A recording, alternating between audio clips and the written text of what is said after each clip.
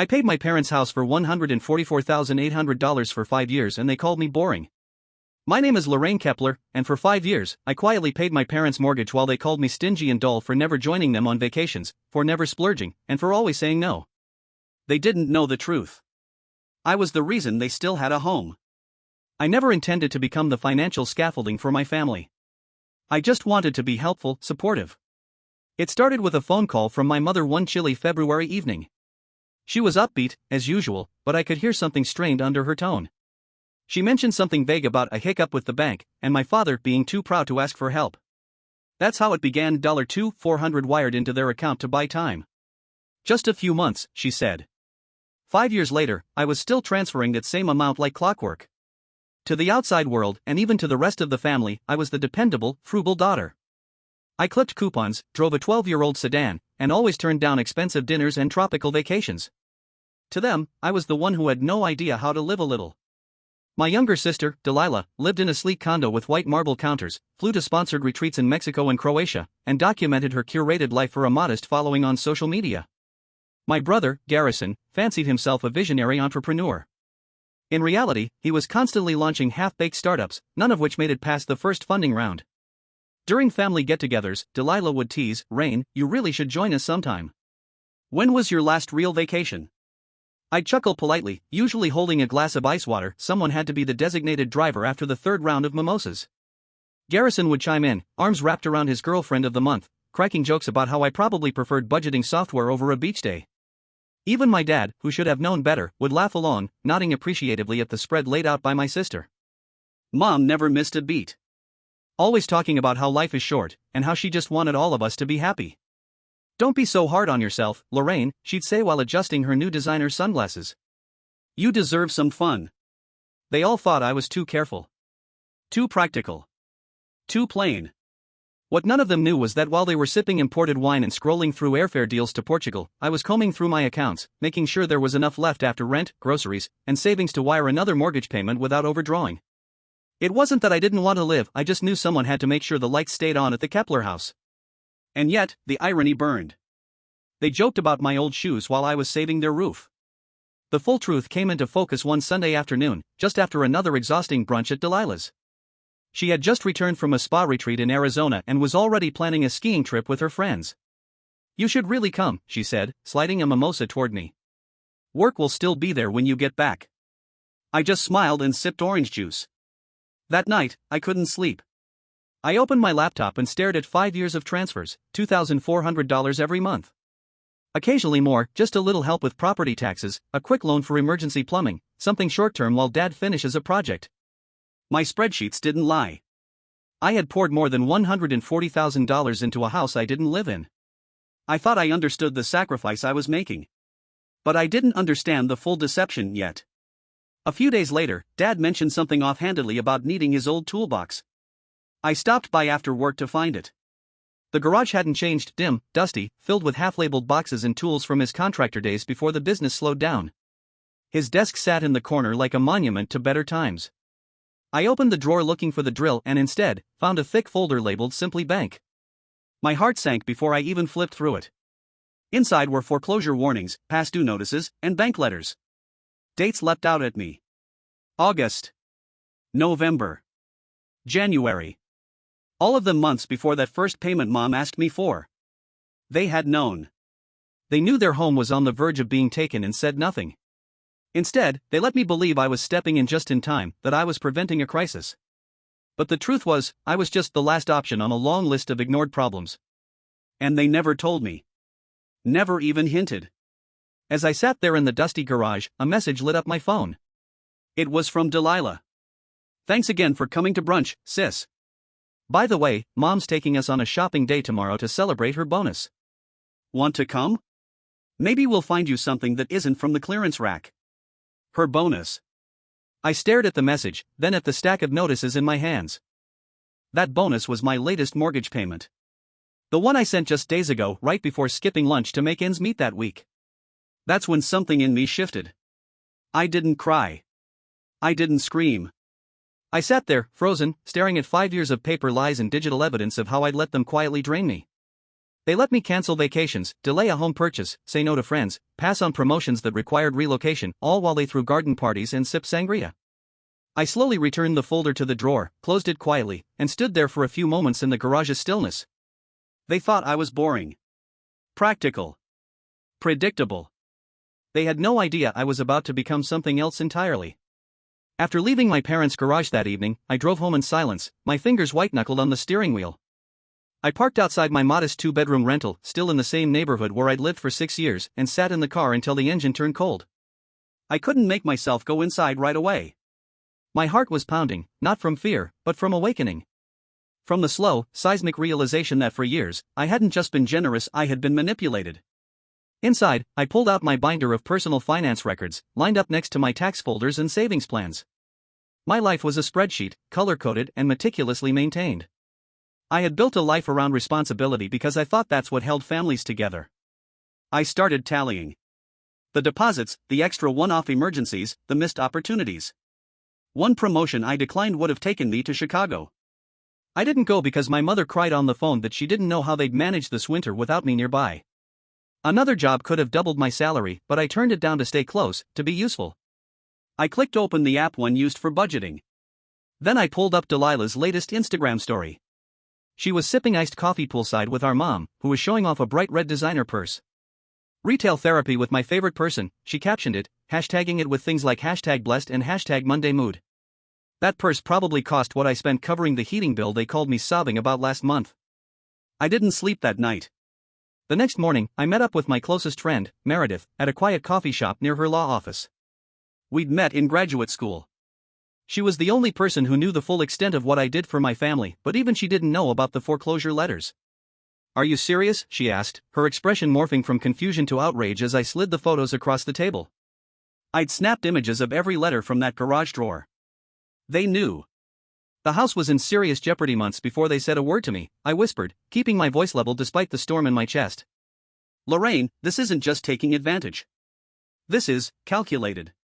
This is financial abuse." I flinched at the word. "That sounds dramatic." "It's not," she said firmly. "Look at the pattern. You made a transfer? They booked a vacation. You increased the payment? Someone got a car upgrade. And now they're taking your money and calling it bonuses. You've been their fallback plan, maybe even their primary plan, for years." I took a deep breath and nodded. I think they genuinely believe I owe it to them. Or maybe they've convinced themselves it's temporary. But it's not, is it? And they're not changing. Meredith reached into her briefcase and pulled out her laptop. "Do you want to see something?" She started pulling up a legal document template. "Let's draft something. Not to send yet, but just so you have it. A full accounting. Statements. Transfers. Digital evidence. You don't even have to do anything with it. But you should see it. All of it. Together." We spent the rest of the morning combing through my records.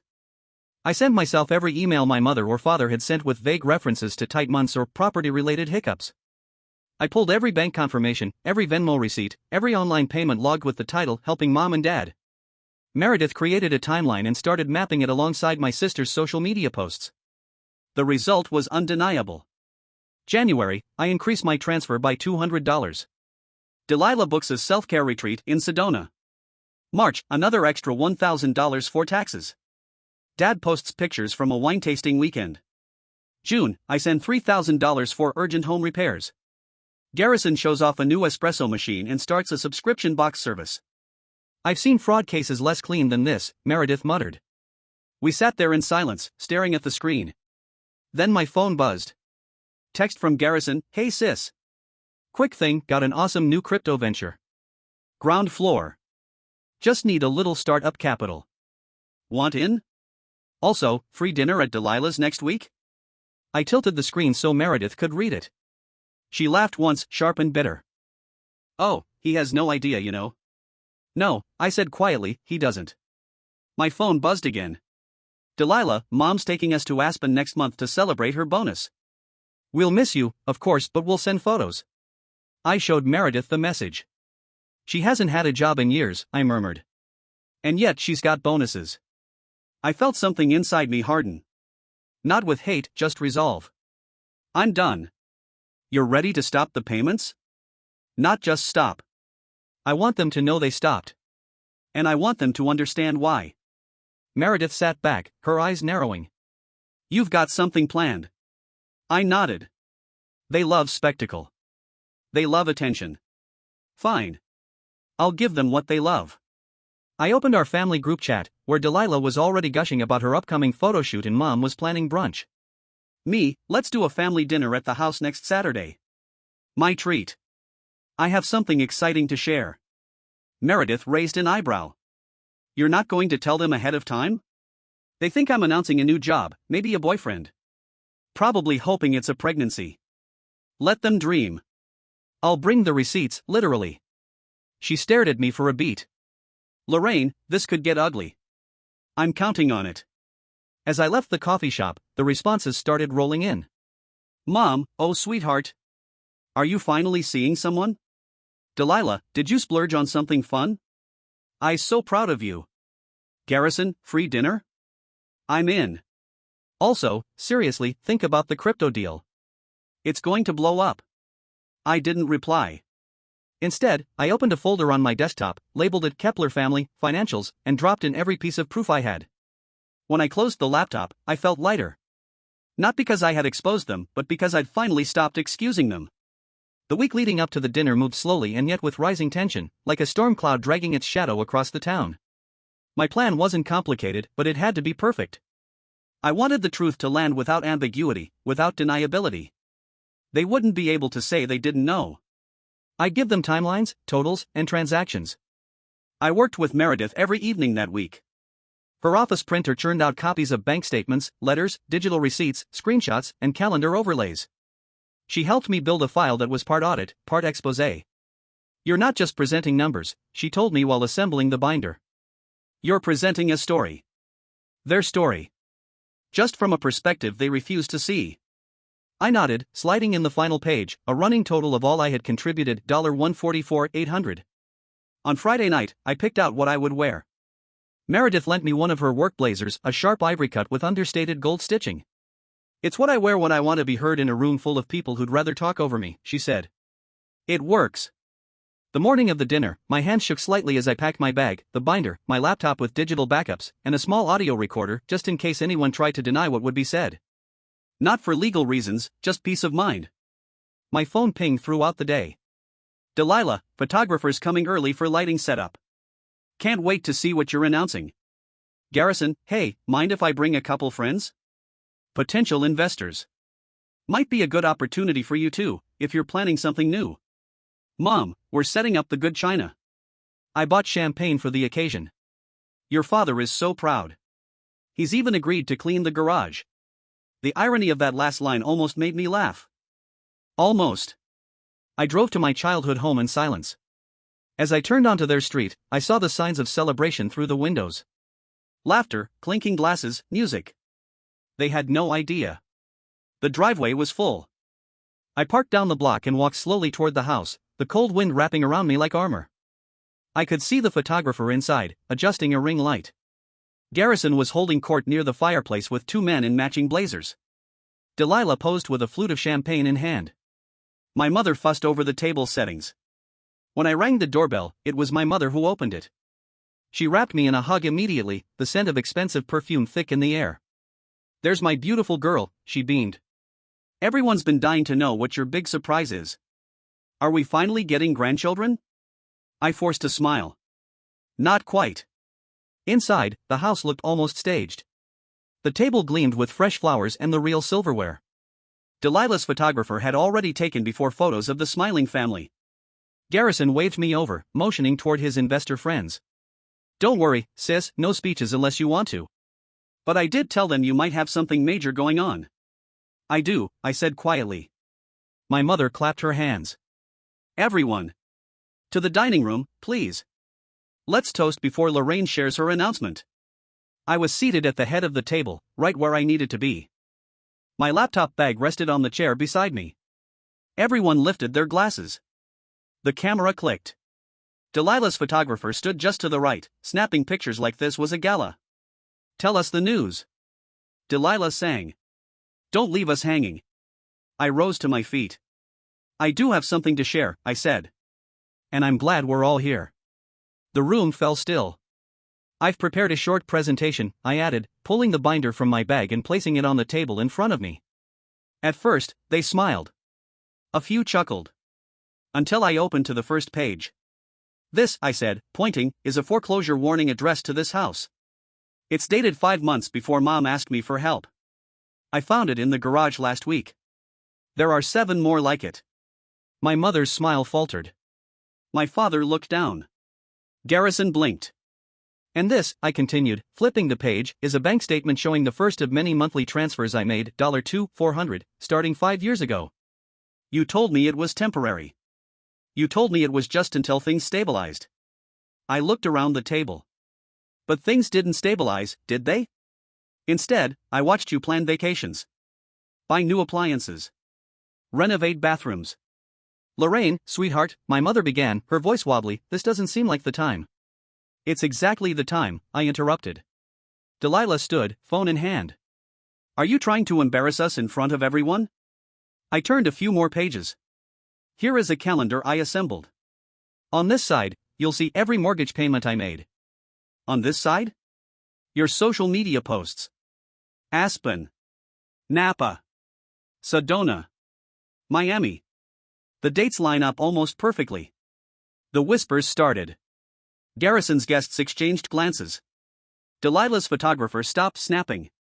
Here, I said, flipping to another page, is the equity loan paperwork. 3 loans taken out in Garrison's name against this house. The one I've been paying for. All without my knowledge. You don't understand. Garrison barked, standing. It was a business decision.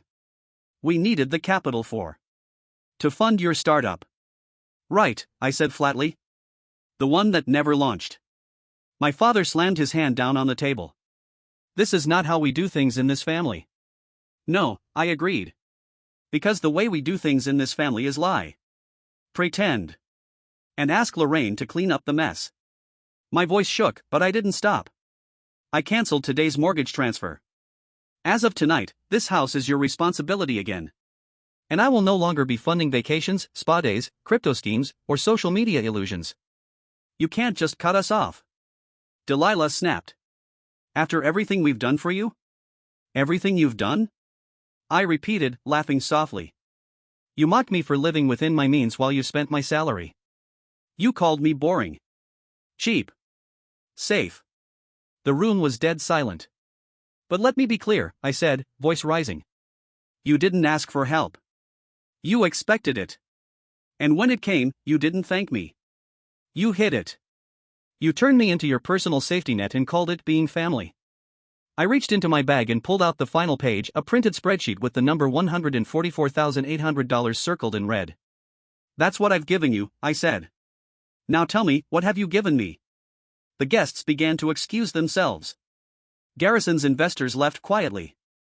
Delilah's photographer took one last, unguarded shot of the table, my parents staring in disbelief, my siblings stunned, and me, standing straight in Meredith's white blazer. I think we're done here, I said. Then I walked to the door. Lorraine, wait, Mom called after me. What will people think? I paused on the threshold, then looked back one final time. I guess they'll finally know the truth. And I stepped into the night. The fallout came fast. By the time I returned to my apartment that night, my phone had filled with messages. First, it was my mother, leaving tearful voicemails.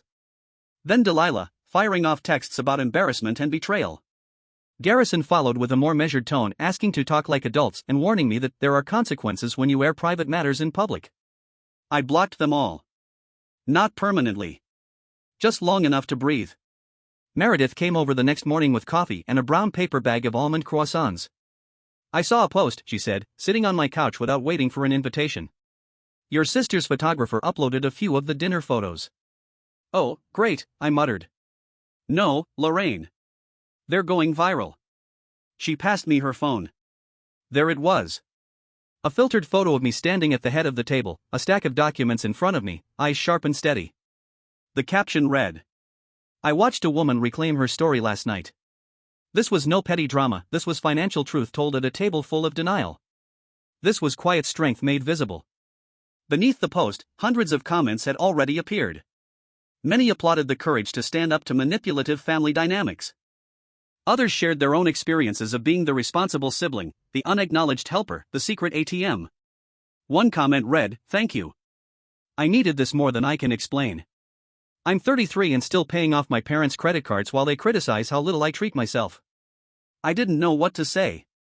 For so long, I'd felt alone in this. But apparently, I wasn't. Not even close. Later that afternoon, Deacon showed up. Deacon was a name from college, a flame that never quite caught due to bad timing in long distances. We'd run into each other a few weeks ago, and he had been checking in ever since. "I figured you might be laying low," he said, holding a grocery bag and a cautious smile. "Mind if I come in?" He didn't ask about the dinner. He just unpacked pasta, tomatoes, basil, and a bottle of wine. We cooked quietly together, the kind of silence that says more than conversation ever could. Over dinner, he finally spoke. "They had no right to do that to you. I let them." "No. You trusted them. That's not the same." We talked late into the night. About patterns. About boundaries. About what it means to stop apologizing for standing up for yourself. Before he left, he handed me a small notepad with a number scribbled across the top. "It's my personal cell. In case you need support.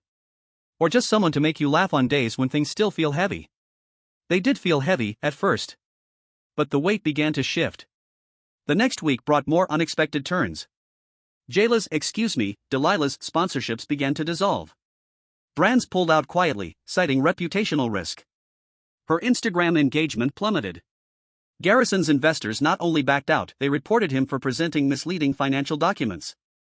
Meredith, who had saved every bit of our prep, offered to assist if things escalated. My parents, well, they put the house up for sale. The listing price dropped twice in a week. I received a text from their realtor, an old friend of the family, letting me know they were motivated sellers and looking to exit before the financial pressure mounts further. She also added, "Not sure if you want to hear this, but your brother tried to claim partial ownership due to those equity loans. The bank shut it down. Fast." I didn't respond. There wasn't anything left to say. But the most surprising ripple came from someone completely unexpected. Julia, Garrison's girlfriend, sent me a message. "Lorraine, I ended things with him. I saw the binder. I heard what you said. And I couldn't unsee it.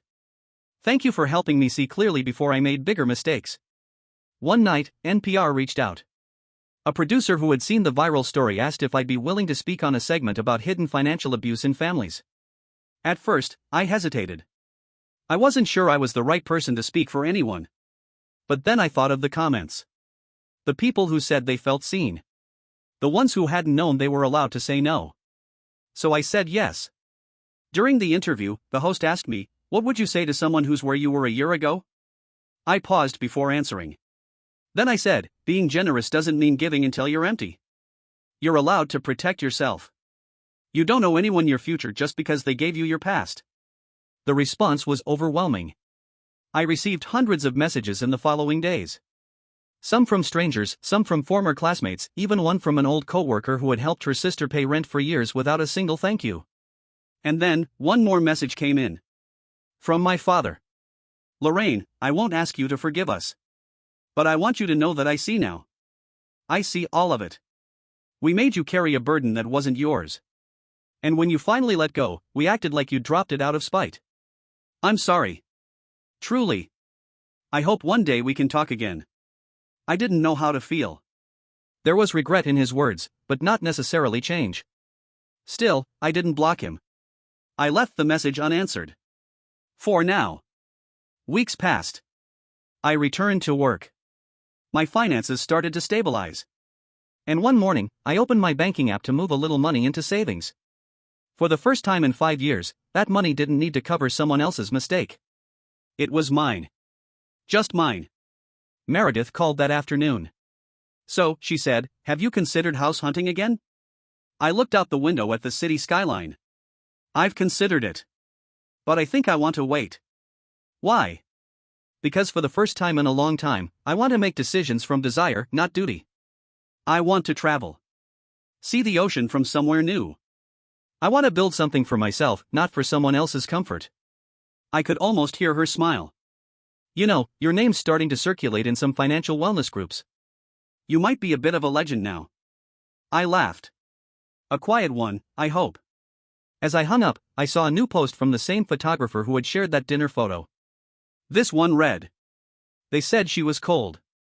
She was quiet. She was boring. But really, she was the scaffolding of a house they pretended they built on their own. Now, she walks without them. And the house? It's for sale. That night, Deacon took me to a jazz club. We didn't talk much. We just listened. And somewhere between the notes, I realized I was finally living my life.